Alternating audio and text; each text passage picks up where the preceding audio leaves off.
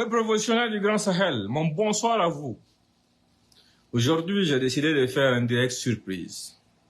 Pour d'une part faire le décryptage du dernier audio que j'ai balancé. Parce que le dernier audio que j'ai balancé mérite d'être décrypté. Ça mérite d'être analysé pour que chacun puisse comprendre la teneur de cet audio et l'importance de la publication de ce genre d'éléments. Parce que, comme dans leur habitude, ceux qui sont contre notre avancement, ceux qui sont contre le progrès de cette patrie, ceux qui sont contre la résolution de cette crise, surfent sur nos émotions et essaient de nous faire oublier l'essentiel. Quand nous disons quelque chose, ils déforment la chose à leur avantage et essayent de nous induire en erreur, en allant dans le sens du genre, comment est-ce que quelqu'un qui a été arrêté comme Bamouni peut être dans un complot? Ils le font par exprès. Pourquoi ils le font par exprès?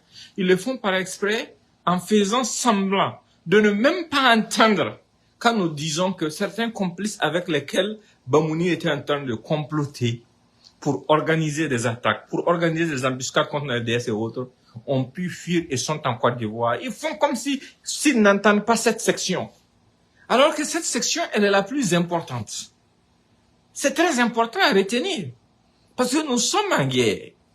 Des gens ont fomenté des coups qui impliquaient des embuscades contre nos forces de défense et de sécurité, nos VDP, qui impliquaient les massacres des civils. Et ces gens ont pu trouver un refuge dans un pays qui se dit frère, sous la protection d'un régime qui veut coûte que coûte nous déstabiliser.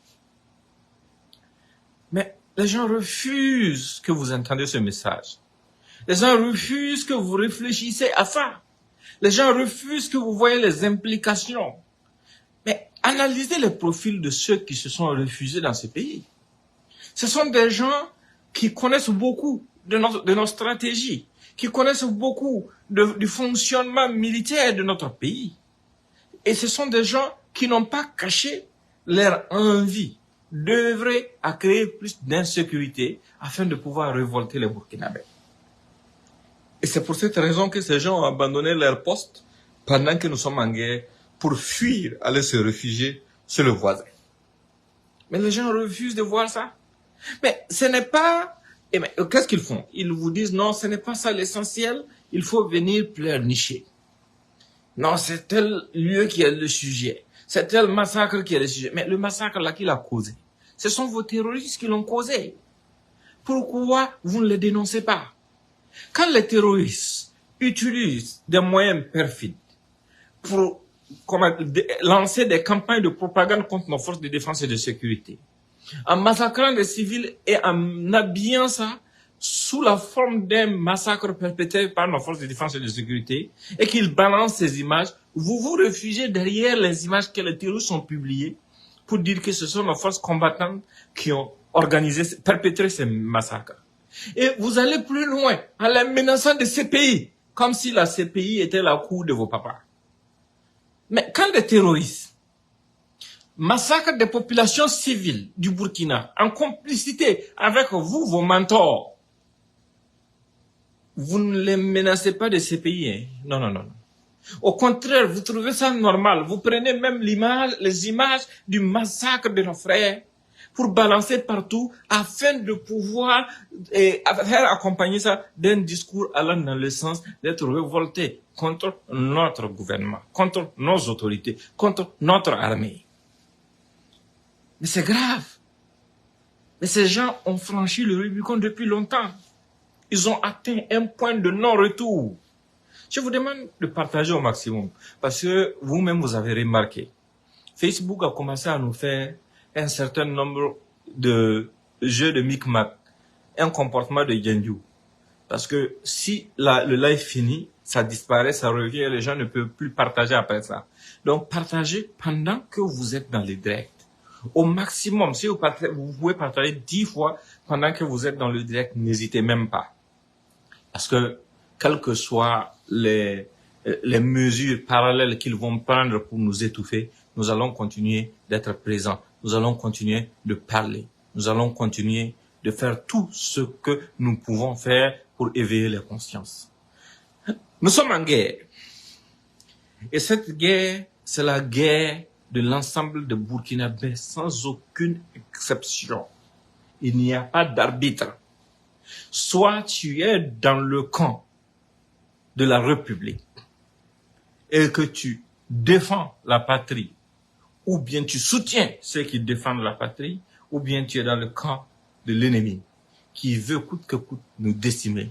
Et quand tu es dans le camp de la patrie, quand tu es dans le camp de ceux qui perdent leurs proches, tu ne peux pas faire la propagande de l'ennemi. Parce que je l'ai dit ici à plusieurs reprises, tu ne peux pas perdre un proche et voir des images du corps de ton proche que les terroristes ont publié et toi tu vas te permettre de prendre ça pour balancer à ton tour. Personne ne fera ça. Mais si vous voyez quelqu'un faire ça, il faut savoir qu'il a clairement montré son camp. Parce qu'il ne ressent absolument aucune douleur. Parce qu'il n'a absolument rien perdu. Parce que pour eux, quand nous perdons des gens, c'est un instrument. Un instrument de propagande pour pouvoir révolter les gens. Il y a des gens qui ont été arrêtés. Il y a des gens qui ont été arrêtés dans ce pays, c'est vrai, qui faisaient partie de ce complot. Mais malheureusement, il y a des gens qui ont utilisé des complicités internes pour pouvoir fuir et aller se joindre à d'autres acteurs qui ont créé un centre d'opération à Abidjan afin de nous déstabiliser. Ça, c'est le fait majeur qu'il ne faut pas occulter. Et depuis ce centre d'opération, ils continuent de travailler. Et ils payent des gens qui viennent sur les réseaux sociaux pour essayer de vous convaincre que non, on ne doit pas prêter attention à Abidjan. Que non, chaque fois vous accusez les gens. Chaque fois vous accusez les gens. Chaque fois, mais on accuse qui? Abidjan n'a qu'à démentir que ces gens ne sont pas là-bas. Abidjan n'a qu'à démentir que des gens soi-disant activistes qui se sont convertis en communicateurs de terroristes ne diffusent pas des informations allant dans le sens d'aider les terroristes depuis Abidjan. C'est que Ouattara même ne peut pas accepter qu'un Ivoirien fasse depuis le sol ivoirien contre la Côte d'Ivoire là. C'est ce qu'il accepte que les conneries comme les Naïm Touré et autres, les garçons princesses là, puissent faire depuis Abidjan. Mais c'est dangereux. C'est extrêmement grave. Et des Burkinabés vont vous s'asseoir ici. Au début, vous utilisez un argument pour vous dire que non, attention, il faut éviter de créer des tensions avec la Côte d'Ivoire parce que nous avons beaucoup de Burkinabés en Côte d'Ivoire. Mais on a combien de Burkinabés au Burkina? Donc, parce que nous avons des Burkinabés en Côte d'Ivoire, on doit permettre à la Côte d'Ivoire de nous déstabiliser, de rendre la vie compliquée aux Burkinabés qui vivent sur le sol burkinabé et de soutenir ceux qui organisent des massacres de civils au Burkina Faso. Ça, c'est quelle lâcheté, ça. Il n'y a absolument aucune raison qui justifie un silence concernant ça. Non. Et il faut le dire à haute voix, il faut le dénoncer. Il faut le répéter, il faut le rappeler constamment aux uns aux autres. Parce que c'est une vérité que les gens refusent de reconnaître. Donc revenons à l'audio que j'ai publié aujourd'hui. Dans l'audio, il y a un élément qui a attiré mon attention. Et c'est révélateur en fait. Dans l'audio, l'un des intervenants dit clairement que tous les coups qui ont échoué, c'est dû au fait que c'est du côté des civils qui n'arrivent pas à maintenir le secret. Ça sous-entend quoi? Ça veut dire qu'ils confirment notre thèse. Eux-mêmes, ils disent qu'il y a eu plusieurs coups qui ont échoué. Donc, en fait, ça doit réveiller chacun. Et on a malheureusement eu Bassalogo, qu'ils ont pris comme un moyen pour, comment dirais-je, pour augmenter notre douleur, afin de nous diviser. Coûte que coûte, pour eux, Bassalogo doit pouvoir le réussir. Mais je vais vous le confier aujourd'hui. C'était pas Bassalogo seulement qui était prévu. Ils avaient prévu organiser ce genre de massacre dans 9 localités au Burkina. Et ils n'ont toujours pas abandonné leur projet. Les services de renseignement du Burkina, l'ANR, travaillent d'arrache-pied. Est-ce que vous avez idée de combien de massacres similaires ces gens-là ont voulu organiser et l'ANR a réussi à faire éviter ça? C'est énorme. Même hier, je vais vous le confier maintenant puisque c'est passé. Ils ont tenté la même chose à Arbinda. Dans la région du Sahel, à Arbinda, ils ont essayé ça. Ça n'a pas abouti. Et hier, si vous vous rappelez, dans la soirée, ces imbéciles-là avaient commencé à parler de Bourzanga. Un peu avant même que les attaques ne commencent, certains d'entre eux avaient commencé à parler de Bourzanga. Parce que ça faisait aussi partie de leur plan. Et dès qu'il y a une autre attaque, ils vont venir vous dire, non, donc ça aussi, c'est les Bamounis là qui ont commandité ça. Non, ils n'ont plus d'arguments. Voilà, voilà. Mais écoutez, ils sont en train de vous distraire. Je vais vous répéter ce qu'il y a. Ces gens qui ont pu fuir pour se retrouver à Abidjan ont monté des plans qui visent à faire massacrer des civils dans différentes localités du Burkina. Je ne vais pas vous donner plus de détails pour des raisons stratégiques. Et leur ambition, c'est de pouvoir utiliser ça pour nous monter nous-mêmes contre nous-mêmes. Parce qu'ils ont des relais qui sont là disponibles 24 heures sur 24, qui dès que le coup de feu va partir, vont préparer vos esprits pour vous dire que non, voilà, voilà, il y a eu un massacre ici, il y a eu un massacre par là. Mais c'est dangereux. S'ils réussissent à captiver votre attention, à amener à vous focaliser sur les massacres et non sur les causes des massacres, c'est qu'on ne va jamais pouvoir s'en sortir. Absolument jamais. Mais ce que moi je veux que chacun d'entre vous comprenne est que il faut analyser les différentes révélations, analyser les différents audios, analyser leurs intentions et comprenez aussi que c'est indispensable que vous puissiez analyser où se réfugient ceux qui sont en train de comploter en collaboration avec des terroristes puisqu'il y a des éléments clairs qui peuvent étayer ça. Moi, j'ai dit, par exemple, qu'il va falloir qu'à un certain moment, il faut qu'au niveau national, on réunisse les leaders d'opinion dans une salle pour déposer ces preuves devant eux. Parce que ce sont des preuves qu'on ne peut pas mettre sur la place publique. Pour beaucoup, en tout cas, pour beaucoup de ces preuves. Il y en a qu'on ne peut pas mettre sur la place publique sans compromettre la sécurité nationale. Mais ce sont des preuves qui existent. Mais à un certain moment, il faut amener des gens dans une salle, les leaders d'opinion du pays, pour les confronter à ces preuves, pour que chacun puisse comprendre les enjeux, pour que les gens puissent comprendre que ce n'est pas un jeu, ce n'est pas un dessin animé. Quand on parle prendre quelqu'un, ce n'est pas un enlèvement. Il y a des preuves solides qui justifient chaque décision de ce pouvoir-là. Ibrahim Traoré est quelqu'un de très, très tolérant et très patient. C'est quelqu'un qui ne va jamais souhaiter que le sang d'un Burkinabé soit versé par sa faute. C'est pour cette raison que les gens continuent de se comporter de cette façon. Et vous devez aussi analyser quelque chose. Est-ce que c'est au Burkina Faso seulement qu'on a une armée et chaque fois c'est au Burkina, et dans les trois pays, Niger, Mali, Burkina, là, c'est au Burkina que vous voyez chaque fois des groupuscules se lever pour comploter contre leur pays, contre les populations civiles, contre les FDS et les vérités. Vous ne vous posez pas la question, ça ne vous gêne pas.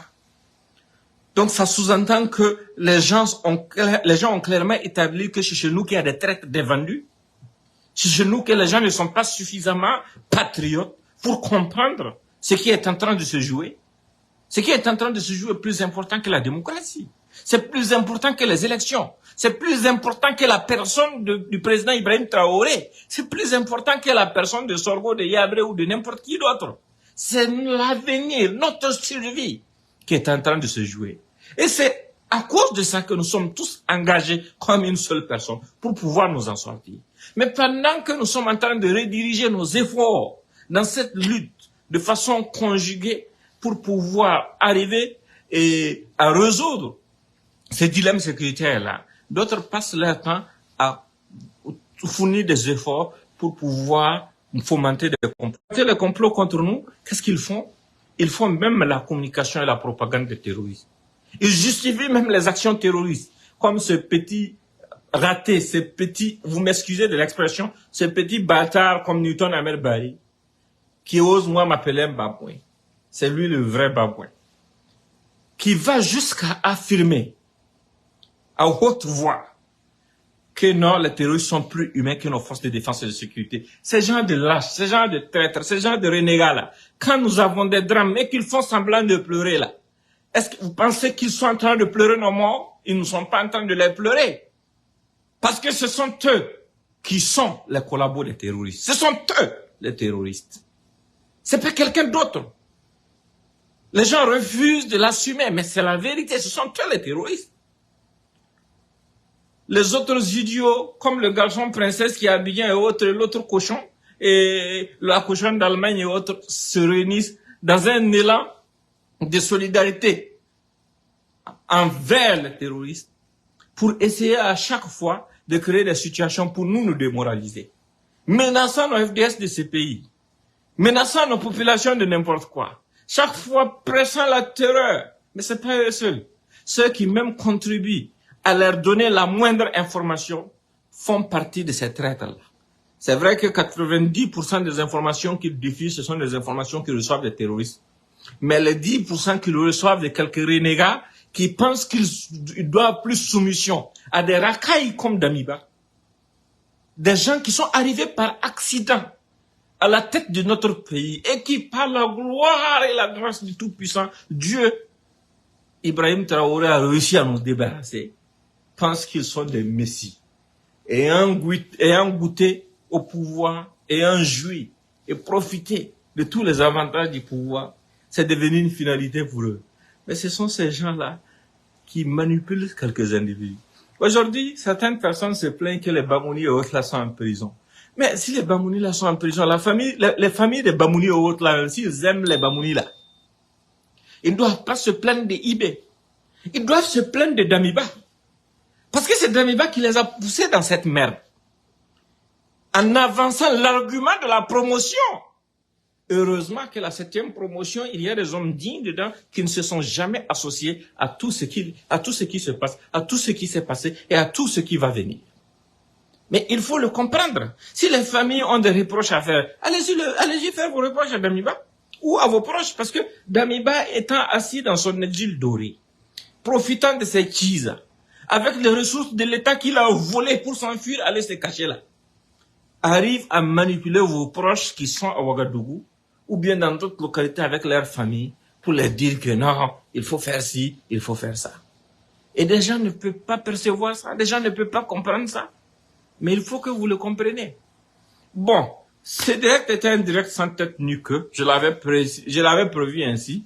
J'avais prévu évoquer différents sujets en sautant du coq à l'âne. Mais comme je l'ai dit, je vous demande encore une fois, partagez le direct avant la fin. Parce que dès que ça va finir, je connais Facebook. Ils sont dans un gros sabotage contre les armes, mais ça c'est leur problème. Dès que le direct va finir, ça va disparaître. Et quand ça va revenir, on ne pourra plus partager. Donc si vous pouvez partager autant de fois que vous pouvez, partagez avant que je ne finisse le direct. Et je vous remercie vraiment pour votre présence. Portez-vous bien et je vous souhaite encore un excellent samedi. Le Burkina Faso vaincra, nous vaincrons, quelles que soient les épreuves, quelles que soient les douleurs. Nous devons nous souvenir d'une chose, c'est notre survie qui est engagée. C'est pour notre survie, c'est pour notre devenir que nous sommes en train de lutter.